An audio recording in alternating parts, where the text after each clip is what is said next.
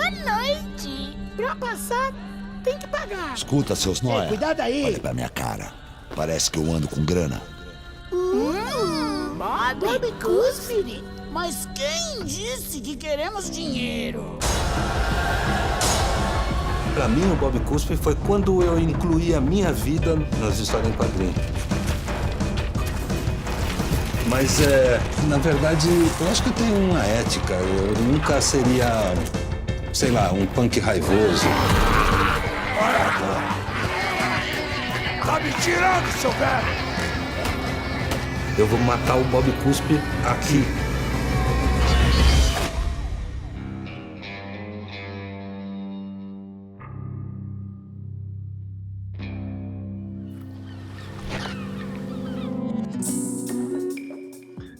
Hello, Cesar, Nivan.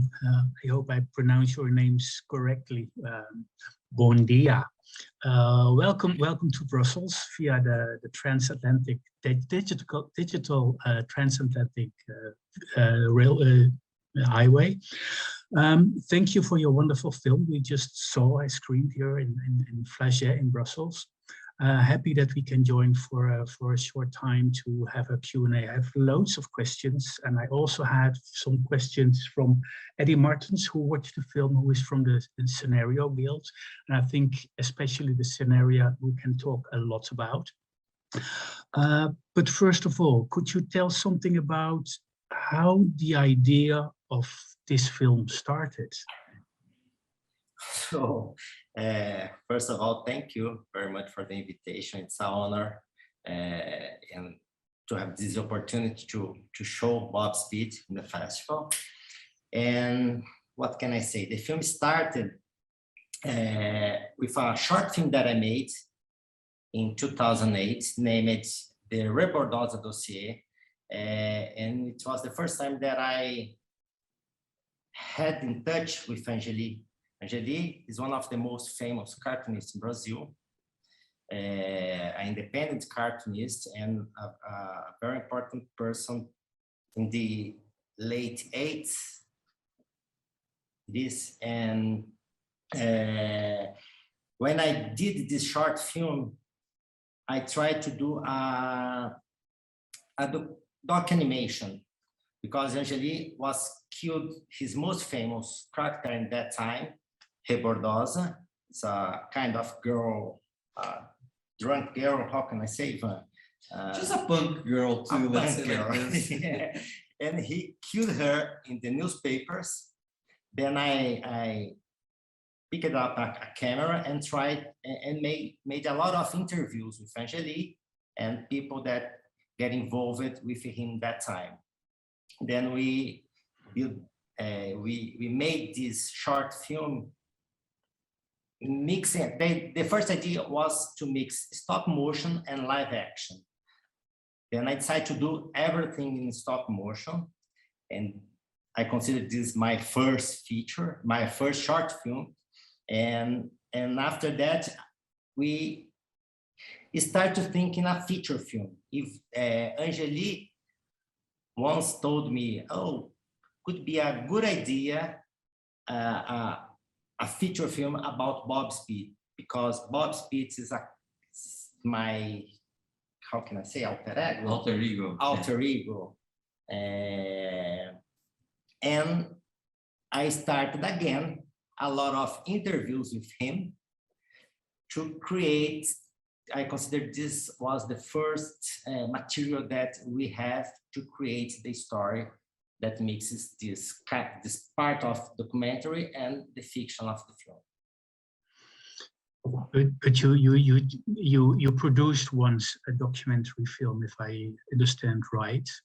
Is that also why you started approaching this film as a documentary?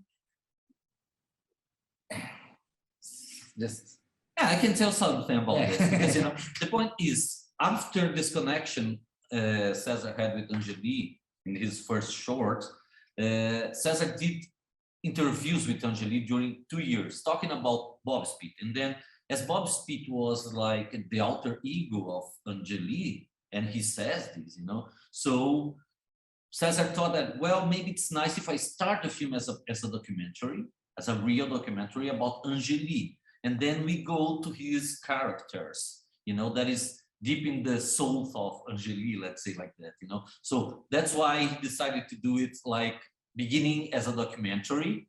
Yeah. So, but not only a documentary, because, you know, we never know if it's true about Angeli, if it's Angeli or if it's a character who's there talking to, living that, you know. But all these characters, Angeli is the real Angeli, the voice is Angeli's voice. Carol, who's the wife of Angeli and works with him in the studio, is also the real person. Laerte, who's one of that together with Angeli was one of the most important cartoonists of the 80s, and still one of the most important cartoonists in Brazil. She's really big nowadays, Laerte. So she's real. So Toninho Mendes was the editor of Chiclete com Banana magazine, is also the real one. The voice is Toninho's before he passed away. So this is a mix of reality and documentary. So that's why that's what I was wondering when I was watching the film for the second time today. I was wondering whether the interviews were written by you, or were they recorded, and were they recorded and rewritten? How was that process going? Were the interviews the starting point? Yes.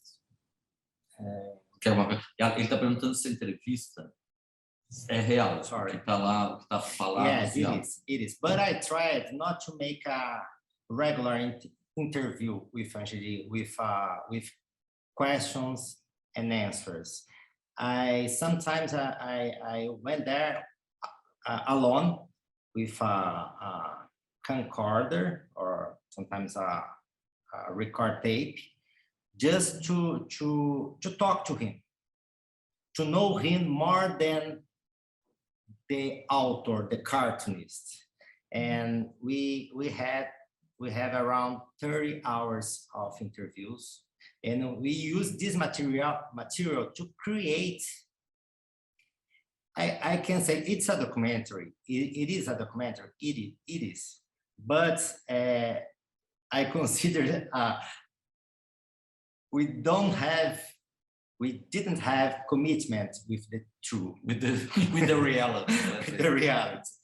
Because we create a character. Angeli in the movie is a character too. He draws himself as an old cartoonist, a boring guy, an old guy that was fed up with the world, with his characters. Of course, it is true. It is his life, of course, but it's with a kind of fiction.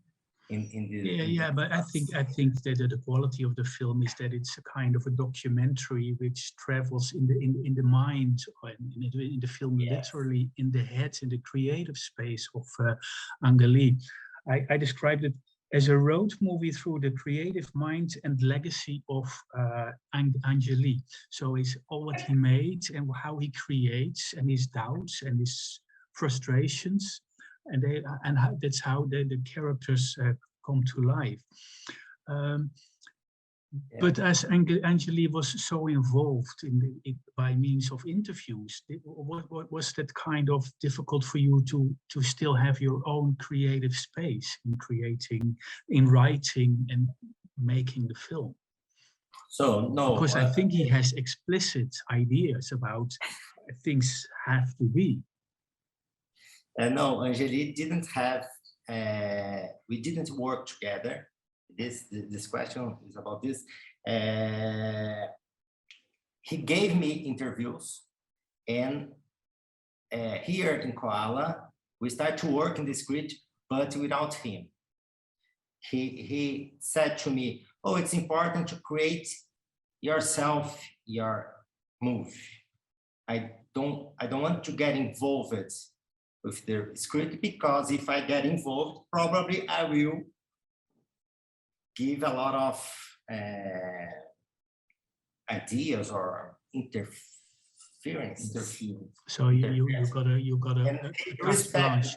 You had a white card. You could do whatever you wanted. Yes. Yeah, the point, there's something very interesting here, because he did all this conversation, let's say like conversations with Cesar. Sometimes we were there with a crew, but most of the time Cesar we're alone talking like friends with Angeli, and then Angeli said, okay, now it's enough, you have the material you need and you do your film, and then we never showed him again. So we built something, Cesar built his point of view about Angeli, which is true somehow, but putting some, nice aspects, as you said. Angeli is very explicit on his ideas, and Cesar wanted to show this. So the point is, we were always afraid about how Angeli would feel himself in the screening, So it was always like, it was difficult. And at a certain point, we had to show the film for him. It was ready, edited, and done.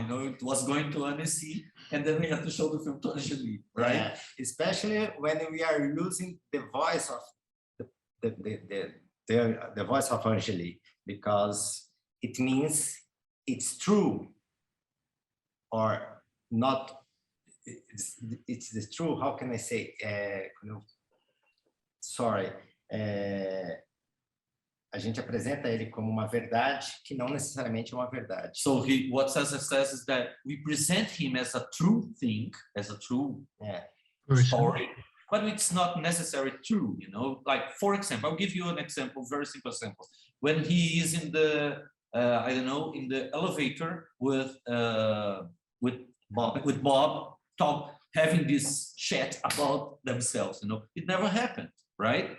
We never told Angeli, you are going to have this scene in this elevator. So we created that action. We created that with Angeli's voice that was talking about something else. He was talking about Bob's speech. He was talking about it. And then we took his voice and put there. So there are lots of things like that in the film. So we were afraid that somehow we could be exaggerated a little bit. I don't know. But then Angeli and Carol and now his friends and everybody saw the film and they got shocked, like how much of reality this has about Angeli, because it's, Angeli so sad, it's real. Was it of help because now you're in front of one of the sets of the film? Yes. Was it for you also kind of a creative liberation doing it in stop motion, because Angeli's work of his cartoons is 2D, so the most obvious thing would be doing it in 2D in his style. You're still very connected to his style, but it got volume, so it's really got different. There was already a feature-length film about his work, but did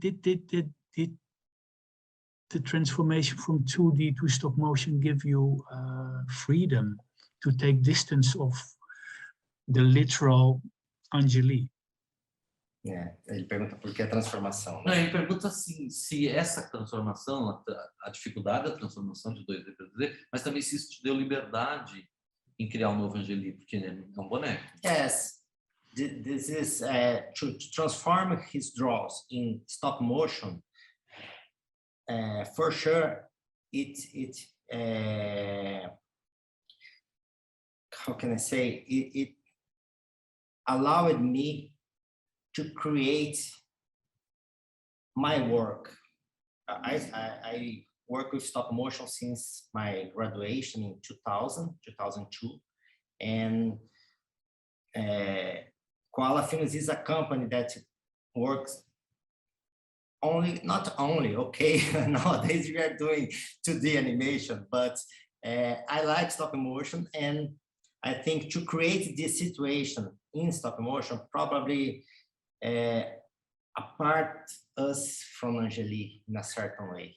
I'm not sure. No, That's it makes correct. sense from this. That answers my question. Because it is, what Cesar wants to say, and he tells sometimes, is that, when you see this doll that is not a person, like this puppet, you have a puppet, it's a puppet, right? Angeli here is a puppet. So you have your own connection to this puppet. So it's easier to manipulate him in lots of ways, in different, not only the manipulation itself, but also to manipulate the way he is. So, but at the same time, Cesar and his crew wanted to create a real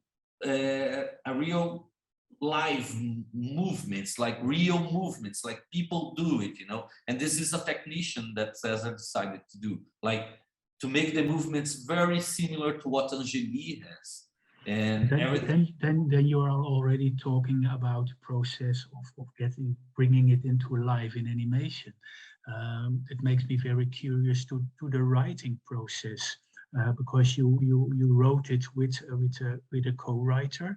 Was it that he was, because he was a traditional script writer, was he script writing, and were you beatboarding at the same time, and were like ping pong tennis, exchanging ideas? How did that work?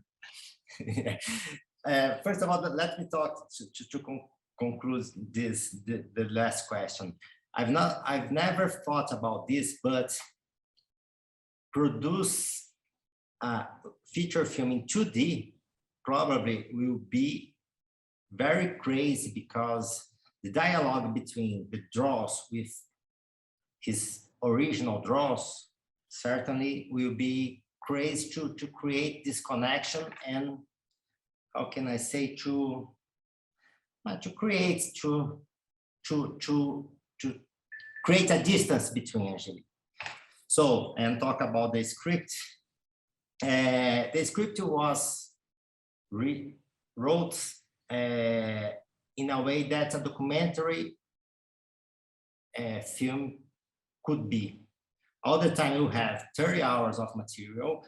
I can consider that we wrote the script and editing at the same time.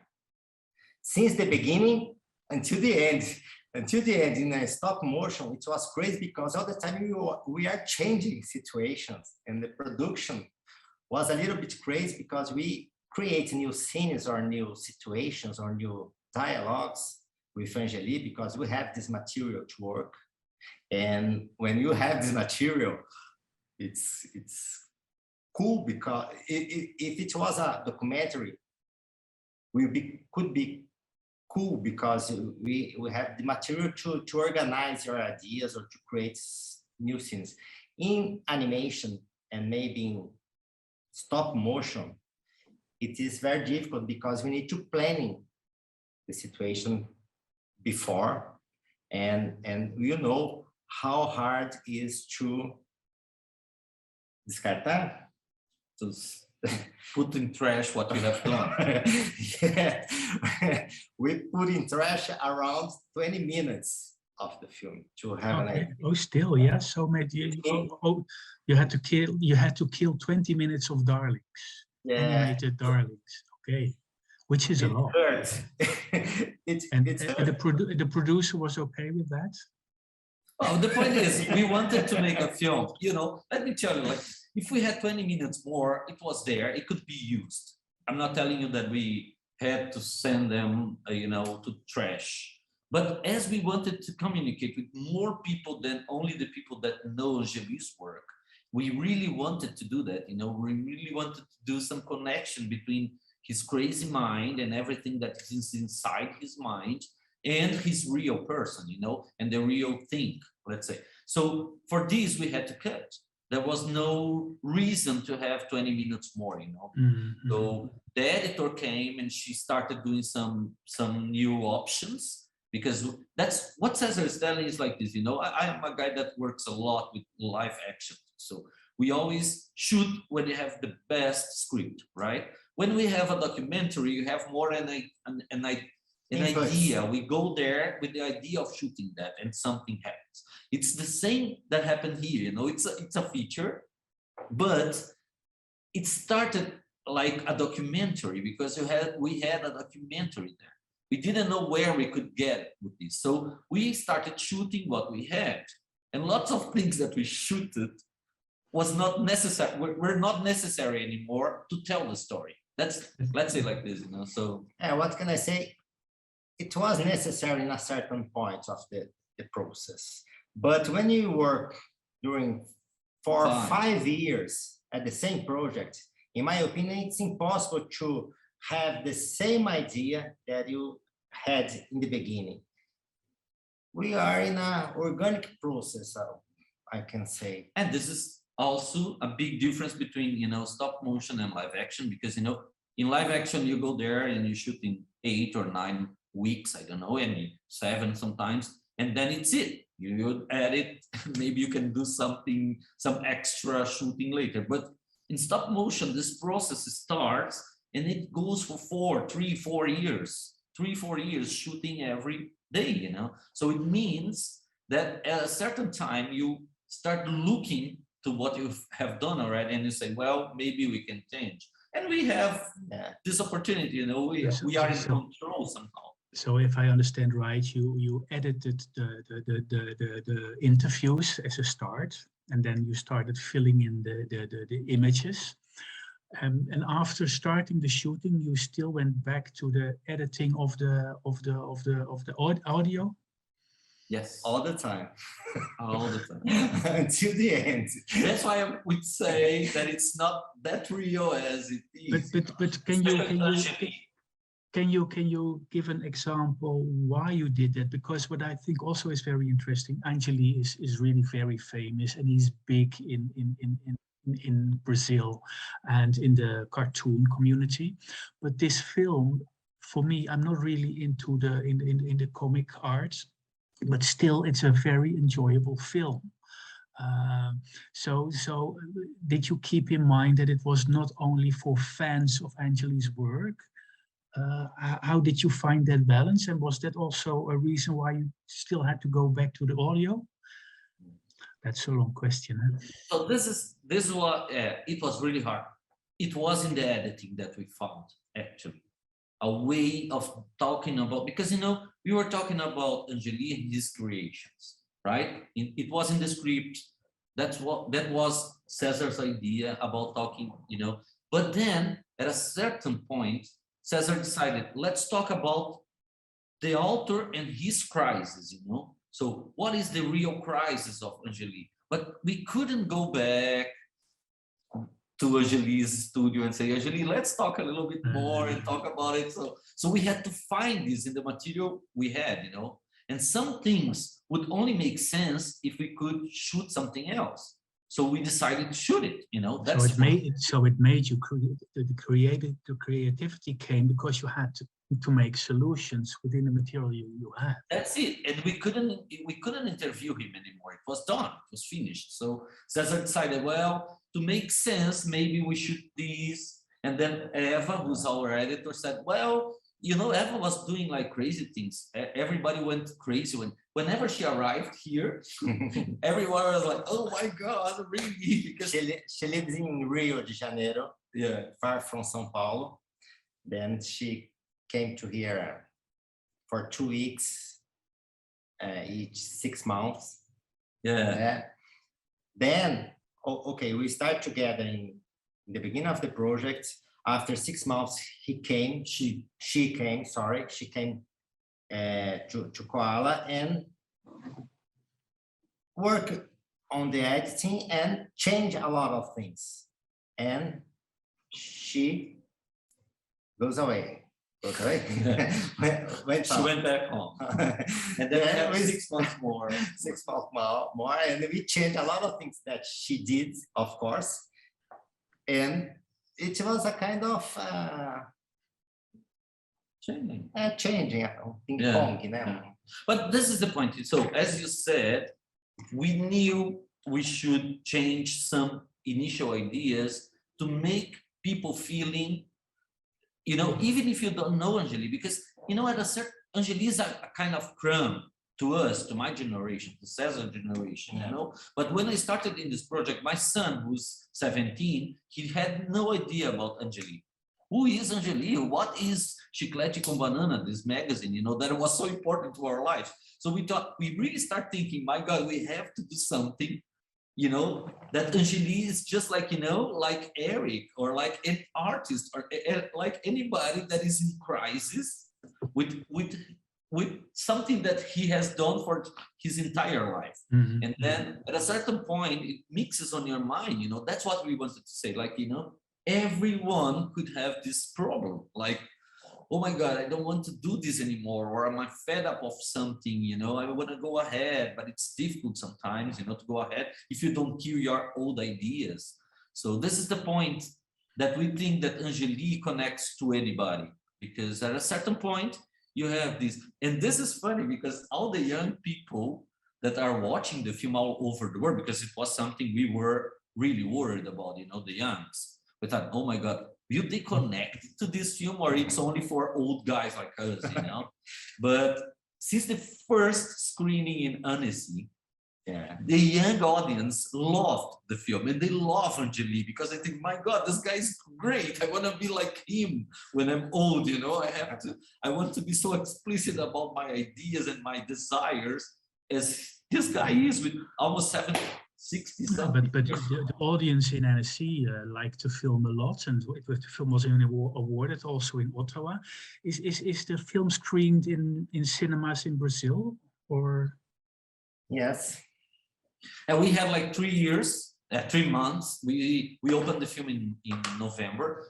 In fact, we were the second film to be in cinemas in Brazil after the opening of COVID, because the cinemas were closed for 2 years. And then Cesar was a little bit afraid that shall we? Then I said, Cesar, let's do like this, you know, because we have to put films in cinemas. Otherwise, people will never come back to cinema. So let's take this crazy decision, but let's go ahead. Let's do it. And it was okay. It was really nice. Of course, the audience was not huge because, you know, people were really afraid about going to cinema. People have to find their way back. So I have this feeling that probably Cesar was right at the beginning, telling well, we should wait a little bit. But from the other side, you know, after so many years of working and producing and doing all this post-production during the COVID, because, you know, the post-production started exactly when In March, when the pandemic situation was horrible all over the world, you know. So, and we had like 2 years to doing this post-production, organizing things. Everyone, you know, I didn't see Cesar in front of me for almost a year. We were only on Zoom, so it was crazy to finish. And then when we had the film finished, and then we won. You know, we went to Annecy and it was a great success there. Then we went to Ottawa and it was a great success there. I said, Cesar, let's go ahead. You know, let's show the film to the audience. So we were in screens for 3 months, more or less. Yeah. We still have some screening happening in some small cities, because in Brazil we don't have too much cinemas, especially outside the big capitals. You know, so the film is still going on, but it was a great success, but not in terms of audience, maybe, you know, it could have much more. But I can also imagine that now the film is out in the world, it gives new space for new projects. Cesar, are you working on new things now? Está trabalhando coisas novas. Yes, we now in this moment we are in production of a series, a 2D series that makes. It's a 2D with stop motion, live action. It's a mix of situations. For kids, my first work for kids, and we are in pre-production with a great animator, Bill Plimpton, the great independent American animator. I invited him to visit Brazil and draw and create some animations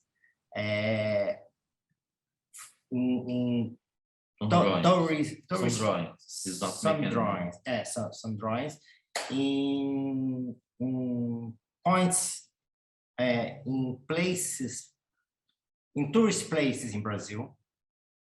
And probably he will come here in April, and we will start this project. For me, it's an honor to work with Bill Plimpton.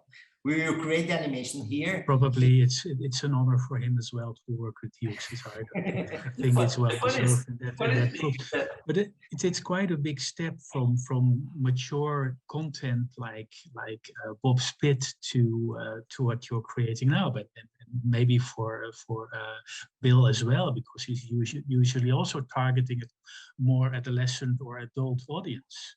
Yeah, yes. But you know, Cesar is crazy. He forgot to mention that I'm not involved, but he's shooting a short film too. You know, he's shooting right now a short film. It's a horror short because you know you never stop doing shorts, right? So she's doing a short film. He's doing a 2D film, a 2D series. We are really working hard now in our new feature film that is this penguin in a chicken house that is for children and family. So we are working hard as crazy, and differently from Bob Speed, at this time we will have a 100% done finished script and an animatic, because this is something we didn't have in Bob Speed. There was no animatic. And there was always 1 week before the shoot. Okay, last question, but then we wrap up. If you don't have an animatic or anything else, how did you get the film financed? That's a very productional question. No, but this is something, because Cesar is also the producer of the film, and actually he started raising the money alone. The point is, some years ago in Brazil, it was quite I'm not telling that it was easy, but the government was really investing in education and in culture and so on. So we could go to some public companies we could talk to them about incentive taxes and so on. So Petrobras, BNDES were companies that belong to the government somehow. And as the government were incentivizing them to invest in art and in education, they were putting lots of money and lots of people were shooting. It was the first feature. Like today, we could never do that. Never. There is no, even the National Film Fund, it's stopped. And now it came with new calls, but it's only for huge producers, huge directors and so on. It's not for us, like for artists or people that like to do, art cinema or small independent films. It's not for us, actually. But at that time, it was very important. So it took some time, but we raised the money. At a certain point, the money finished. So we went to our partners and we talked to Quand Angeli, that is a big friend of ours, the owner. And we told him, well, we have this amount of money. We know it's like 10%. And then he was like, okay, I'm going to be like your co-producer, And then we talked to some artists like André Bujanra, who accepted also to do with the money we had. It was like, like at a certain, we did all the production with a quite good amount of money for Brazil, The whole production is €1 million. No, $1 million. US dollars. Almost. Yeah, around $1 million US dollars, which is not much, but it was, for us, it was quite a good money in Brazil. It was okay. It was possible. Yeah, but we need, let's say, 600 more to finish the film. Yeah. And this we did with partners. When, because I'm looking forward to the next one, when will your short film be released? Can we see it here in Anima in Brussels within 1, 2, 3 years? I don't think so. It's finishing. It's almost finishing already. Yeah, maybe. So that would be next year then. 6 months more to finish, I hope. But of course, when you are doing a short film and you are doing a lot of things, the short film all the time is waiting. Has to be stopped a little bit. It's waiting for the commercial work. I'd like to animate, but since the feature film, for me, it's impossible to animate, to be in a set animating, because we don't have time to deal with a lot of things. Of course, Koala is not a big company, it's a small company, but we have a lot of things happening. Yeah, like bringing Bill Clinton from New York to São Paulo, shooting in 10 different cities with Bill Clinton. It's gonna take us, some preparation time. It's like he's gonna bring the guard dog with him, so we have to take care Bill and the guard dog. So it's gonna be like a lot of things that we have to do, and still we are, as you said, Bob Speaks going around the world still. So it's playing in Tokyo now. It's going to play it just played in Belgium. We're going to play the film in the Netherlands. So we are still, we have lots of festivals coming still. And we cannot say just goodbye to Bob Speed, once he comes to your life, it's very difficult to get out of him. It was a pleasure to have it on a big screen here. Thank you. And thank you for sharing your ideas and backgrounds and kind of a talkative making of, and have an in-look in the set. We immediately have an idea of how big the sets and how big Angeli and Mr. Spit are. Thank you so much for this interview. Thank you so much, Eric. We miss we are very sad that we are not there. My grandma is Belgium, so say hello to my Belgian people. We will. Thank you. Thank you very Take much care, for guys. the opportunity. Thank you.